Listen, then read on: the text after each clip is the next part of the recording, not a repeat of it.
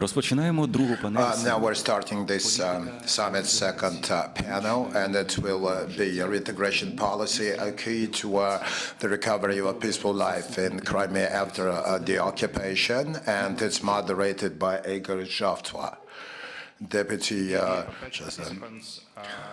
I'm pleased to moderate this second panel of the fourth Crimean Platform Summit, where we will talk today about the reintegration policy as a key to restoring peaceful life in Crimea after the deoccupation. I have the honor to immediately give the floor to the Prime Minister of Ukraine, Mr. Denis Shmyhal. Пане Прем'єр-міністр. Thank you. Шановні учасники саміту, шановні захисники.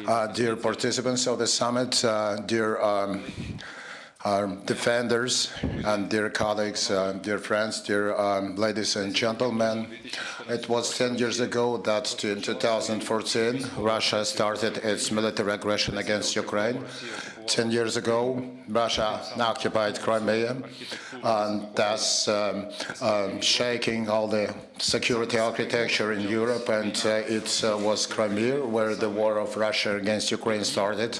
And it was at that time that in March 2014, the Crimean Tatar activist Rashad Ahmedov was tortured to death by the Russians, which was the first victim of this war. And at that time, in March 2014, the first Ukrainian military person, Sergei Kokorin, was killed, and in 2014 Ukraine had no power to on its own stop the aggression, and the world decided to ignore the aggression. And in 8 years, in 2022, the sole permissiveness turned into the second biggest war since World War II. This timeline has showed us what is Russia. Russia is a regime that feeds on war. So our only option today is struggle and win together.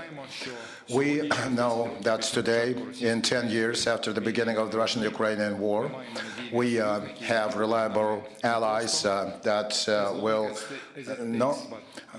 not with us as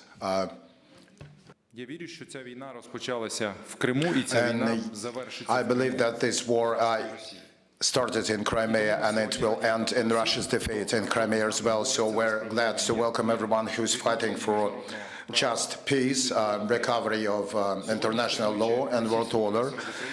Today, we're opposing the Russian aggression, and we're investing into a collective security of the world. We need to unite our efforts around the formula of peace by President Zelensky. And it's important that every line item of that formula be implemented. It's important to continue with our pressure on Russia, especially when it comes to economically significant sectors, when it comes to the financial and military sector, metallurgy, nuclear and chemical industry should be also added along with agriculture. Modern technologies do not have a place in Russia. We need to block all the possible loopholes for circumvention. International business has to stop financing the aggressor country by working in Russia. And we can only achieve this if we reduce Russia's economic capacity to continue this war and use its economy. Therefore, another element of justice is punishment to the aggressor, and these two elements are interconnected. The freezing of Russian assets should be the main resource for Ukraine's recovery.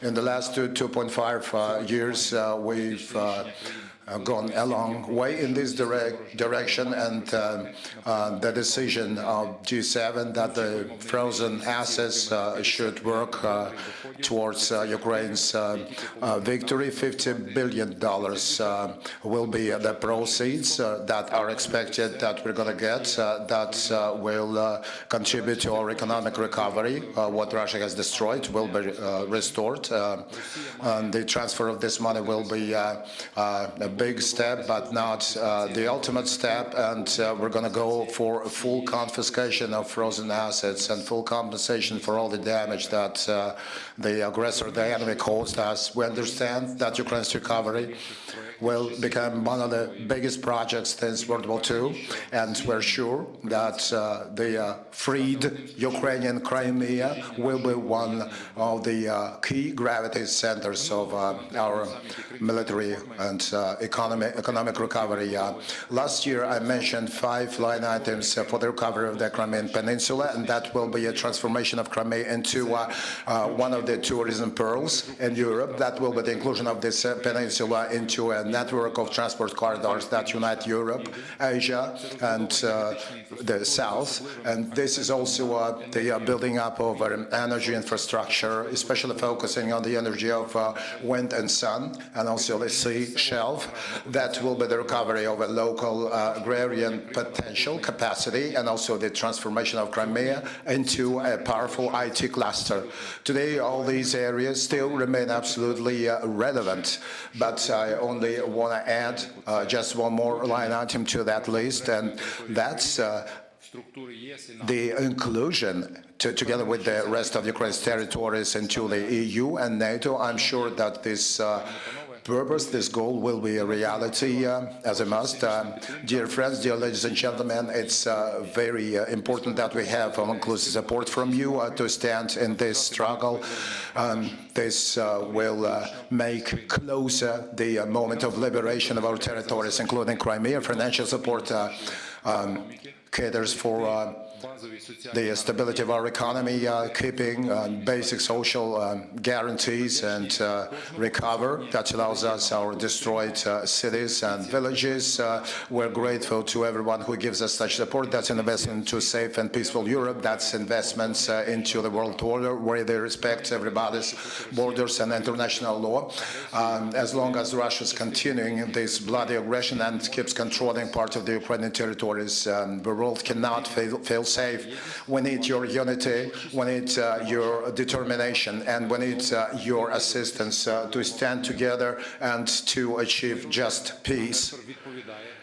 The aggressor must be responsible for their crime, and Crimea will return to Ukraine. And glory to Ukraine. Thank you very much. Thank you very much, Mr. Prime Minister. Our true friend and ally, with whom we share long and successful history of cooperation in realizing this ambitious goal of which Prime Minister was saying, membership to North Atlantic Alliance. NATO Secretary General Jens Stoltenberg.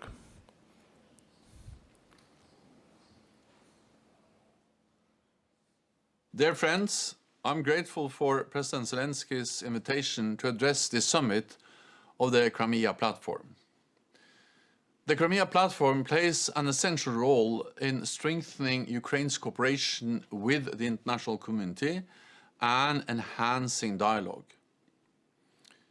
Ukraine does not stand alone as it fights for freedom and its future. NATO is with you. We condemn the recent wave of airstrikes against Ukrainian civilians and infrastructure.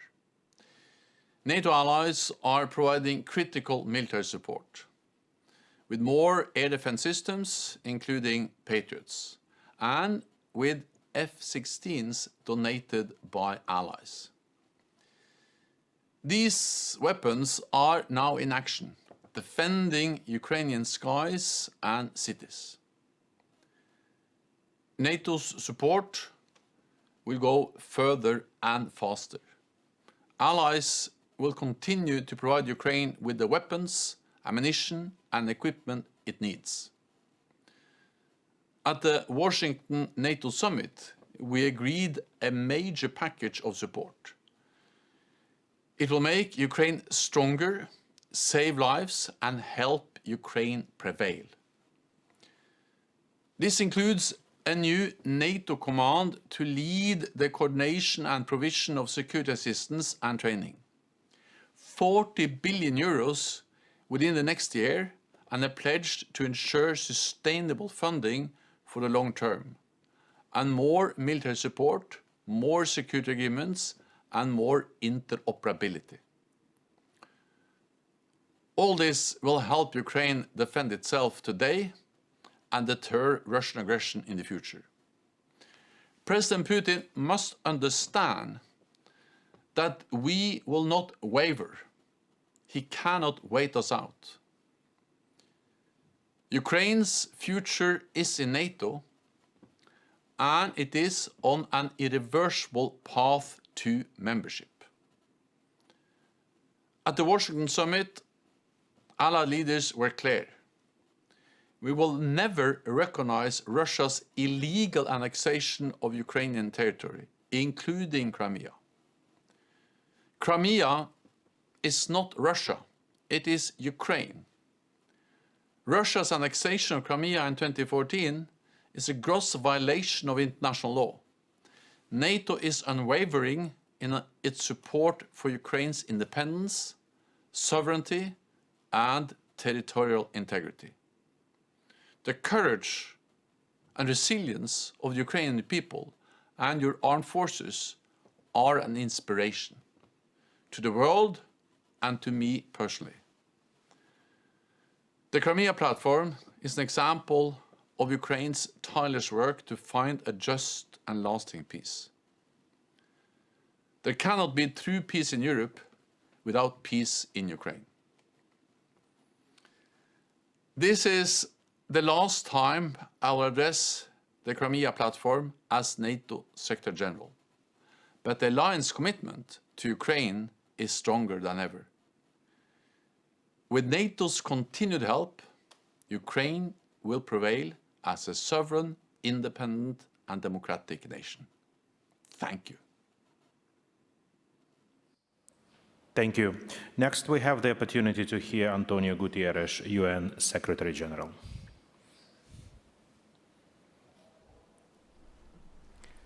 Early this year, we marked a decade of conflict in the east of Ukraine and 10 years since the occupation of Ukraine's autonomous Republic of Crimea and the city of Sevastopol. Respect for the territorial integrity of states is a fundamental pillar of international law and the cornerstone of the UN Charter. The General Assembly has repeatedly reaffirmed this foundational principle. I reiterate that with respect to the status of the Autonomous Republic of Crimea and the city of Sevastopol as part of Ukraine, and all of Ukraine's temporarily occupied territories, the United Nations continues to be guided by relevant General Assembly resolutions, including Resolution 68/262 on the territorial integrity of Ukraine. The United Nations is committed to sovereignty, independence, unity, and territorial integrity of Ukraine within its internationally recognized borders, extending to its territorial waters. As requested by the General Assembly, I have continued to issue reports on the situation of human rights in the temporarily occupied territories of Ukraine, including the Autonomous Republic of Crimea and the city of Sevastopol. The Office of the High Commissioner for Human Rights will continue to closely monitor the human rights situation. And we will all continue to keep working for a just, lasting and comprehensive peace in line with UN Charter, international law and resolutions of the General Assembly. Thank you. General, with hopes for even stronger involvement of the UN into bringing Ukrainian Crimea back to Ukraine. And now give the floor to Alexander van der Bellen, Federal President of the Republic of Austria.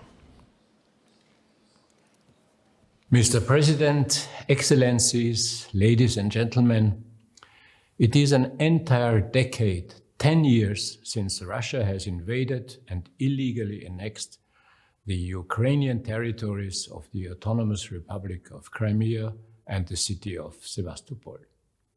For 10 years, we have been witnessing grave violations of human rights committed by Russia, the ongoing militarization of the peninsula, the forced passportization, the suppression of Ukrainian identity and language, and the persecution and discrimination of the indigenous Crimean Tatar people. But more than that, today we know that these events back then were also an ominous precursor to Russia's full-blown military attack on Ukraine, starting in February 2022. An attack that has since shaken the very foundations of the international order, wreaked havoc on Ukraine and caused unspeakable suffering to its brave people. During my visit to Ukraine in February last year, I saw with my own eyes the horrific sights of Bucha and Borodyanka. These crimes against humanity must not go unpunished, which is why we support the establishment of a special tribunal for the crime of aggression against Ukraine. But what we really need is an end to the war and a comprehensive, just and lasting peace.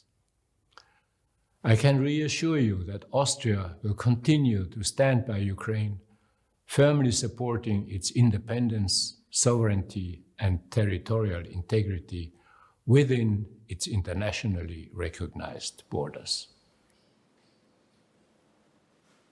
I thank President van der Bellen and Austria for its unwavering support for Ukraine. Now it's a privilege for me to give the floor to Lazar Kumanescu, Secretary General of the Organization of the Black Sea Economic Cooperation. This is an institution which is participating in our Leaders Summit, Crimea Platform Leaders Summit, for the first time. Please. Is it okay? It is okay. Thank you very much. And actually, Your Excellency, Mr. Prime Minister, allow me to start, in this distinguished audience, allow me to start by first expressing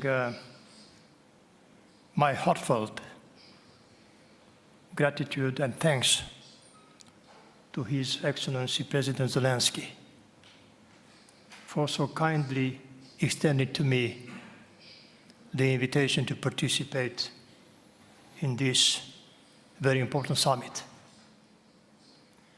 It is very important. It is the summit, Crimea Platform Summit. It is a very important summit, of course, from the perspective of Ukraine's territorial integrity. But it's more than that, I would dare to say.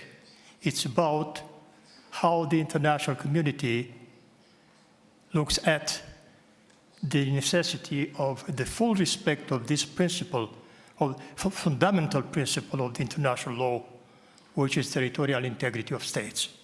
So, once again,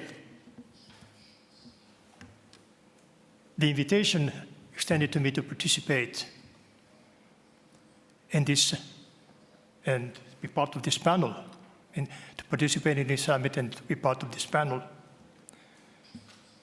greatly honors me.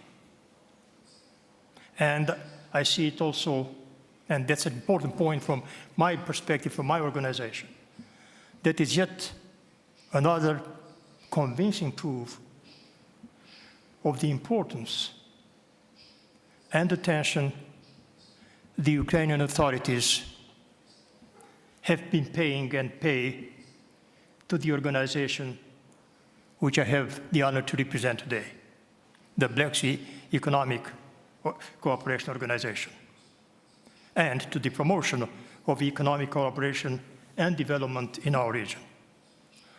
Ukraine, a founding member of the BISEC, has from the very beginning of this organization been one of the most active participants in, as well as a strong supporter of the activities of this organization.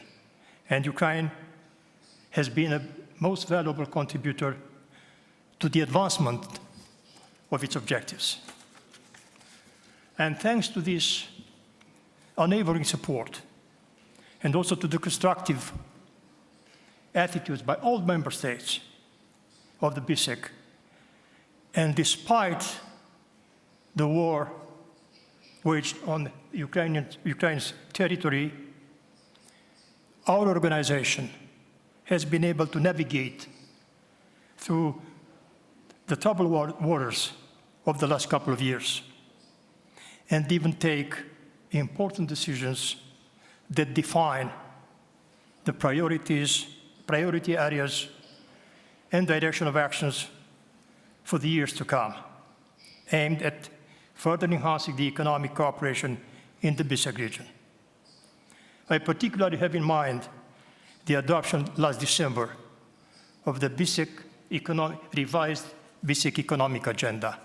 And here again, I would like to highlight the close cooperation and support we've got from the representatives of Ukraine in the work aiming at the adoption of this document. And I'm referring to this document because it really, perhaps for some people it may have been rather surprising that despite the current circumstances and challenges, we've been able to get together the 13 member states of the BISEC and come up with a kind of a strategic framework document for the next decade in the activity of our organization, and which is directed mainly to the economic progress of this region. So that is why, having that in mind, I would also like to mention the fact that every effort should be made towards bringing back peace and cooperation in this region. And I here want to stress that it can only be obtained if any action and initiative is in full line and respect of the principles of the international and rules of the international law taken in their integrality. All of them need to be fully observed. And I'm confident, after listening what has been already said today, and I'm sure that that would be the case for the next panels, I'm confident that the deliberations of this summit will bring an important contribution to make advances in this objective. As for BISEC and the BISEC permits, we stay committed and determined to contribute as much as possible to such efforts, in accordance, of course, with our mandate and acting under the guidance of the member states. Particular attention will be given to the economic recovery and post-conflict reconstruction in the region. We are working closely in this respect with the Black Sea Trade and Development Bank so as to advance in the nearest possible future concrete proposals and projects to bring our contribution, albeit a modest one, to the efforts and to the efforts to, to cover the very important needs Ukraine has in this respect.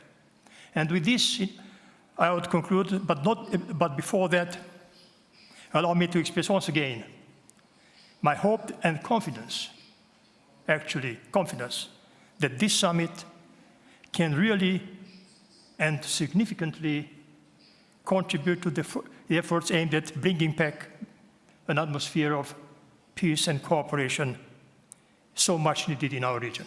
Thank you very much. Thank you, Secretary General. Thank you for your support and your personal presence here today with us. Ladies and gentlemen, Crimean platform is spreading its activity to each and every continent of the world. So now we are moving to Latin America.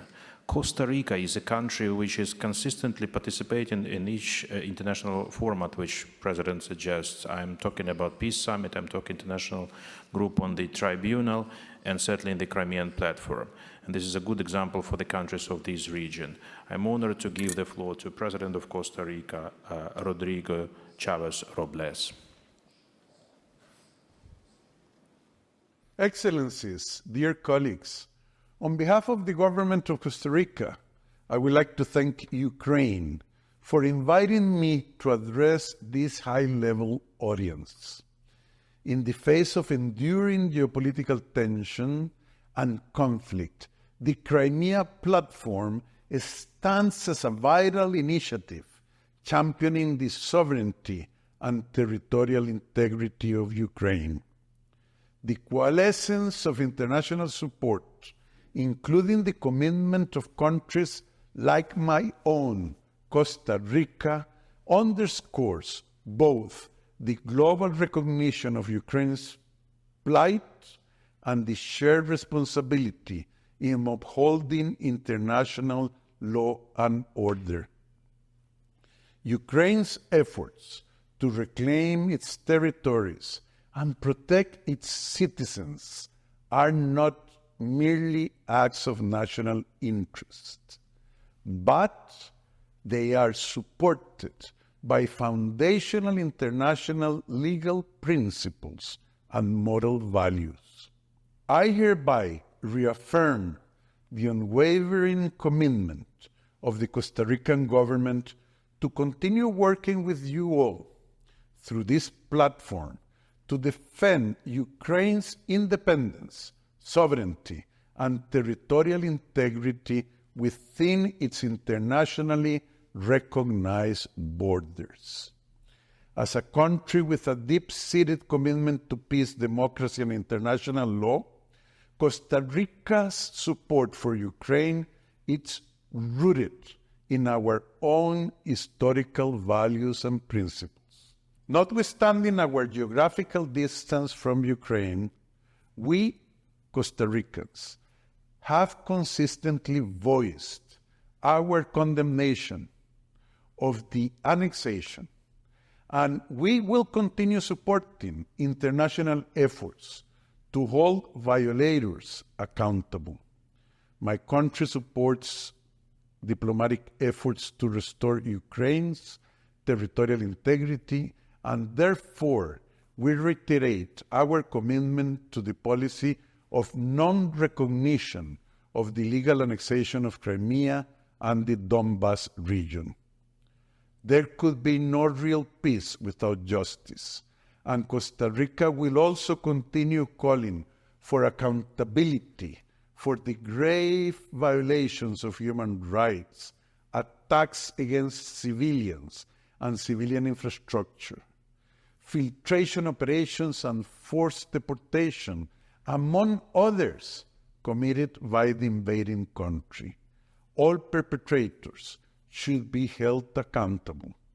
Lastly, I wish to convey my profound admiration for the unwavering resilience of the Ukrainian people. Your steadfast commitment to preserving freedom, independence, and the principles of international law aligns deeply with the fundamental values cherished by the people of Costa Rica.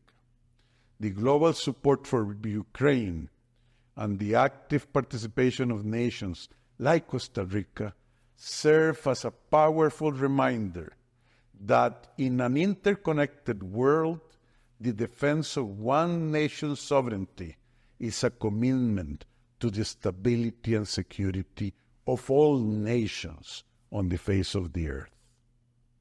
Thank you very much. Thank you, Mr. President. Back to Europe. We now have the opportunity to listen to the address of a country, neighbor and close friend of Ukraine, President of Poland, Andrzej Duda.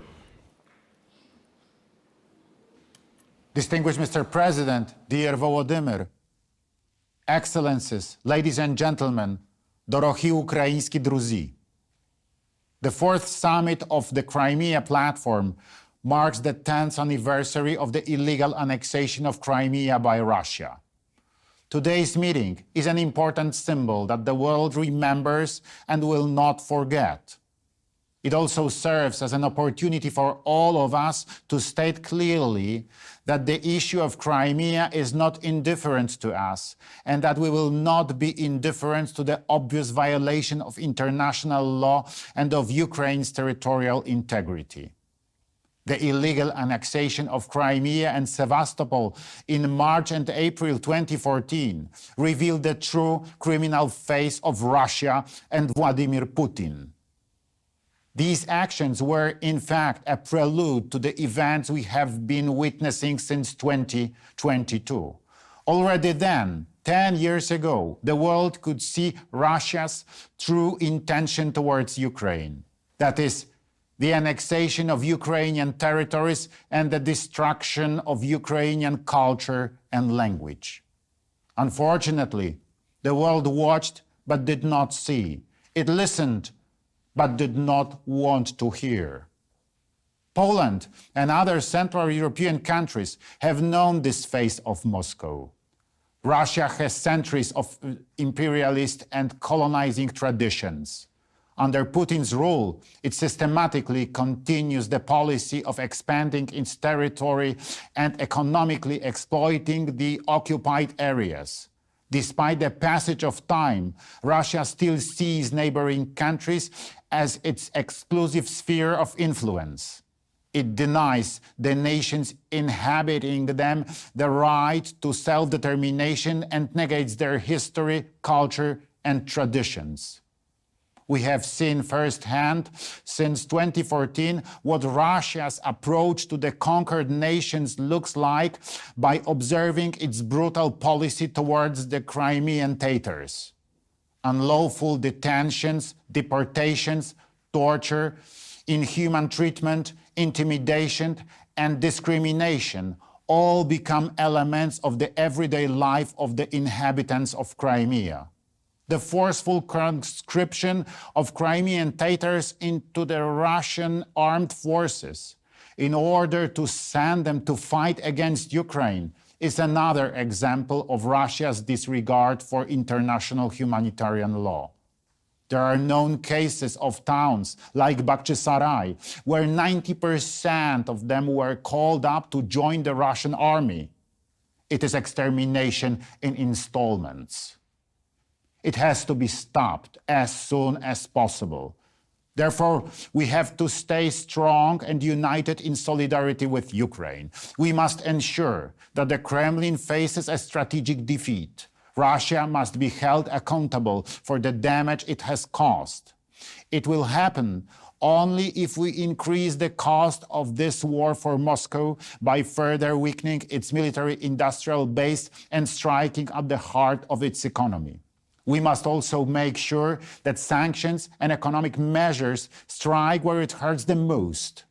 I've said it more than once, but I will say it again today. Crimea is Ukraine, and it will remain Ukrainian. Thank you very much. Thank you, Mr. President. I'm now pleased to give the floor to Tamila Tasheva, a permanent representative of President of Ukraine in the Autonomous Republic of Crimea. Dear participants of the summit, dear friends and colleagues, it's been 10 years since the illegal occupation of Crimea by Russia is going on, and the full-scale war has touched every corner of our country. Crimean occupation was the beginning of Russian aggression, but now we can say its actual scale. That's a war against world security, human rights, and freedoms of the countries and nations to choose their future. Crimea, as all Ukraine, has become a symbol of resistance. We have shown the world that we're capable to protect our lands, even in the most complicated conditions. The Ukrainian soldiers, the Ukrainian citizens on the occupied territories and their modern technologies are demarcating the new borders of Russia's red lines. One of the focuses of this historical summit is the Battle of Black Sea that is going on as the Battle of Crimea. Last year, I remembered in my presentation my friend, First Deputy of the Chair of the Mejlis of the Crimean Tatar people, Nariman Jilela, and I said at that time he must be liberated. Now he's with us, and his wife is near the husband, and the children can feel parental care. But we need to remember about the hundreds of other people that were not freed yet and that are suffering on the occupied territories and also in Russia. Over 219 our citizens from Crimea are still in illegal incarceration. Vladislav Lysipenko, Linio Merova, Bogdan Ziza, Irina Danilovich, Server Mustafaev, and many different. Ukraine will not leave them unattended. Together with our partners, we're going to do our best to free every one of them and to return them to their families.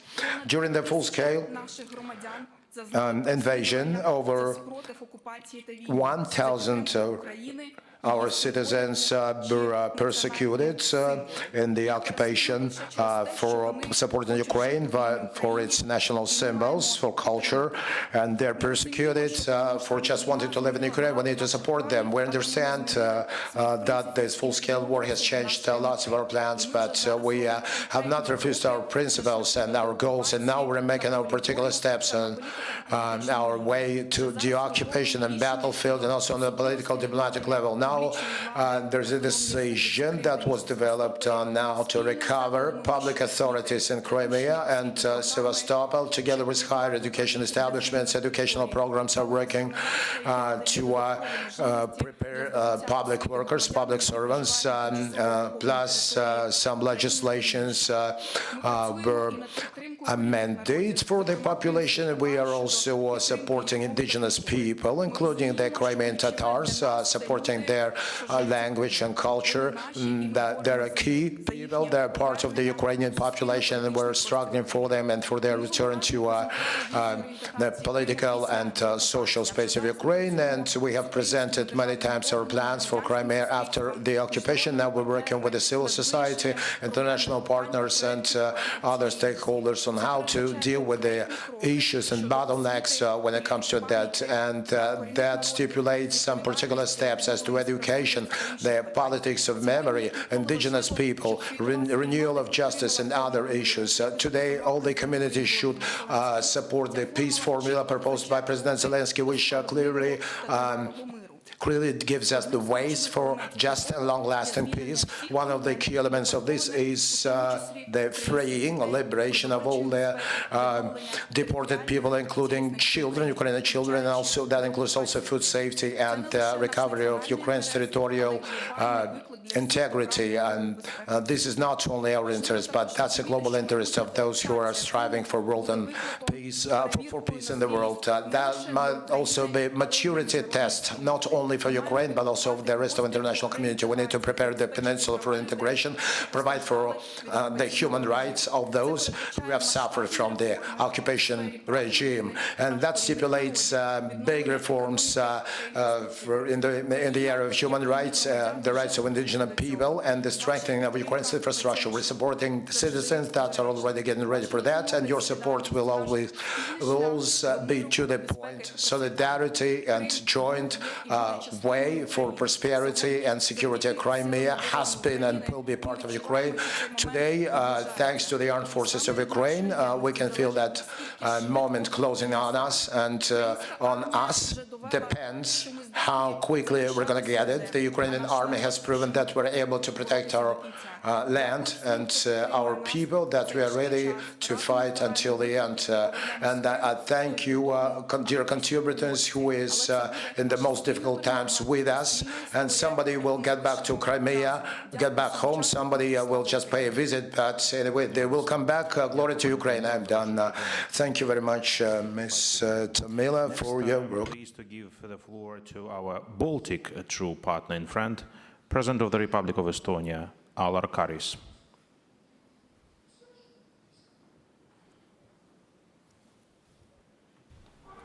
Dear Ukrainian friends, let me start by stating that Estonia will continue to support Ukraine in your fight for freedom. You defend your home, and with your courage and help of the countries which respect the UN Charter, aggressor's defeat is possible. It is our common goal. Estonia condemns the strongest possible terms Russia's war of aggression against Ukraine. We will never recognize the illegal annexation of Crimea or any other Ukrainian region. It is horrible to see the devastating destruction of human lives in Europe. Russian missiles are destroying kindergartens, apartment buildings, schools, and hospitals all over Ukraine. This summer, the Office of the United Nations High Commissioner for Human Rights verified a total of more than 35,000 civilian casualties during Russia's invasion of Ukraine. However, we know that the actual figures, as confirmed by all studies, are unfortunately considerably higher. Fighting with state terrorism is the most burning global issue of our era. Already a century ago, the Soviet power, which currently is glorified by Kremlin, began to firmly destroy the Crimean Tatars. In result, almost 50% of the population at that time were deported or killed, or starved to death. In May 1944, the entire Crimean Tatar population of Crimea was deported on Stalin's order. It was an act of genocide. Today, these stories about the aggressor's cruelty are not just a note from a history book. These are once more a brutal reality. Russian aggression started in 2014 when invaders returned to Crimea. The Kremlin's chauvinistic slogan, "Russia is back," causes endless horror and nightmare. Together, we must put an end to this. Terror should no longer repeat. Without the deoccupation of Crimea and the restoration of the rights of its population, we cannot talk about a just and lasting peace. A just peace is restoration of Ukraine's territorial integrity, followed by the identification of war crimes and bringing criminals to justice. Crimea is not just a peninsula in the Black Sea with beautiful nature and a good climate, but home to millions of Ukrainian citizens who do not want to be occupied and live under Moscow's rule, where people are humiliated and treated as state slaves. All Ukraine's citizens have a right to be free. We stand by them in the pursuit of their rights. Slava Ukraini. Slava. Thank you, Mr. President. Now I have the honor to give the floor to the Secretary General of the Council of Europe, Maria Pejčinović-Burić, who is online with us today. Prime Minister, Excellencies, dear friends, this year, 10 years after the Russian Federation's illegal annexation of the Autonomous Republic of Crimea and the city of Sevastopol, the European Court of Human Rights delivered a unanimous judgment, affirming that Russia has committed widespread and systemic human rights violations there, enforced disappearances, ill treatment, and unlawful detentions, suppression of the Ukrainian language, culture, and identity, and the prosecutions and convictions on fabricated charges. These, along with discrimination and repression of the Crimean Tatar people, have become the hallmark of the Russian authorities' approach. The court's judgment is the first international judicial decision establishing that the full-scale application of Russian law on the peninsula is in breach of international law. And my own recent report on the human rights situation in the Ukrainian territories temporarily controlled and occupied by Russia is equally clear about the human suffering, large-scale destruction, and atmosphere of fear that exists there. The full-scale war of aggression that began in 2022 has also amplified and expanded Russia's crimes, replicating them in the other parts of Ukraine's sovereign territory under temporary occupation. In recent months, the Council of Europe has further stepped up its support. Our action plan on resilience, recovery, and reconstruction is reinforcing Ukraine's democratic institutions as it follows its path to the EU membership. We have established a consultation group on the children of Ukraine to help meet their needs wherever they are in our member states. And our register of damage has become fully operational, recording the loss and harm being done by Russia on the ground as the first step towards a compensation mechanism on which we are fully engaged. Just as we are on the work of the core group on a special tribunal to try the crime of aggression. All of this is central to accountability and a sustainable peace. We also support the peace framework for Ukraine, based on the UN Charter and international law, as set out at the Summit on Peace in Ukraine held in Switzerland in June. This includes full respect for Ukraine's independence, sovereignty, and territorial integrity, including, of course, the Autonomous Republic of Crimea and the city of Sevastopol. Slava Ukraini!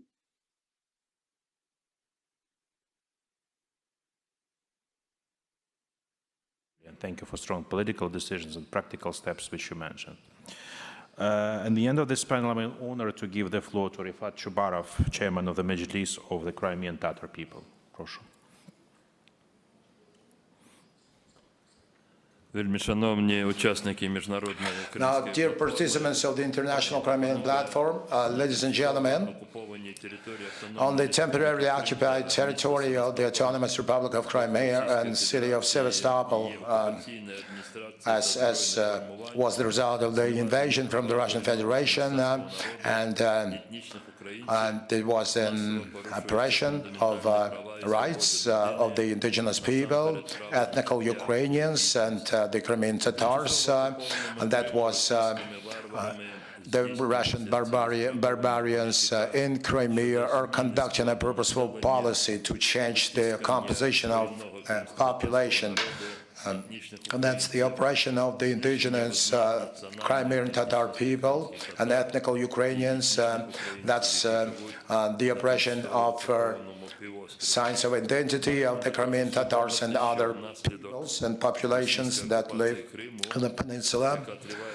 The Russian occupation of Crimea has been lasting for more than 10 years, and it's accompanied by a wide-scale, purposeful propaganda that includes and covers all the life activities starting from kindergartens and schools. And also that implies certain change in the consciousness and the minds of some of the people that live in the occupied Crimea to justify the occupation and attempted inaction, which has been going on since 2014, to hide the purposeful and systemic repressions against indigenous Crimean Tatar people, and then since February 22, aiming to mobilize its own population for open war, which is aimed to destroy the independent Ukrainian state. And demonization of Ukrainians and Crimean Tatars because just to kill the others, one needs to deprive them of human dignity and human qualities. Just to reintegrate safely the temporarily occupied Crimea and Sevastopol, just neutralize the threats to international and national security and to restore the human rights for the indigenous people, ethnic Ukrainians and national minorities, to observe human freedoms. We need to conduct a clear policy to release, to liberate and free Crimea. This policy has in its foundations a formula that should facilitate national unity and consolidation of the Ukrainian society. This formula is well known by everyone that Crimea is the home of the Crimean Tatar people and an integral part of the Ukrainian state. And it's around this formulation that we have to concentrate all our further efforts, which are aiming to deoccupy Crimea and reintegrate it. It is this particular formula that Crimea is the home of the Crimean Tatar people, and an integral part of the Ukrainian state would allow us to transform the currently existing status of Crimea into a national territorial autonomy that will be based on the mandates guaranteed by the Ukraine's constitution and will guarantee the following. First of all, the inviolability of Ukraine's territorial integrity, of the Ukrainian state territorial integrity. That's also the renewal or recovery of the rights of the indigenous Crimean Tatar people and their exercising of the rights for self-determination. And of course, that sustainable development, it includes of the Crimean Peninsula. I have, before I conclude, I have to add that on its way, the country has already made very important steps in particular, and that was the law of Ukraine that was approved by Mr. Zelensky, President of Ukraine, by the indigenous people of Ukraine. Certain norms of this law are being still implemented. Now here we expect that the cabinet of Ukraine approves decisions on how to endow the Crimean Tatar people with the status of an indigenous people, which was initially stipulated by Ukraine's current legislation. Ukrainian Crimean Tatars have one feature by which that helps them be safe in the world. Wherever they are, wherever they're landed in the world, they will always get back to their homeland, Crimea, and they will this time as well. I'm sure that pretty soon. And I'm sure that the state banner of Ukraine, state flag of Ukraine, will hoist in the wind above Ukraine near the Crimean Tatar flag. Glory to Ukraine. Thank you all the panelists for your valuable input. Now the second panel of the 4th International Crimea Platform Summit is closed. Thank you. Slava Ukraini. Дякуємо учасникам та учасницям другої панельної дискусії. Нагадаємо, що учасниками були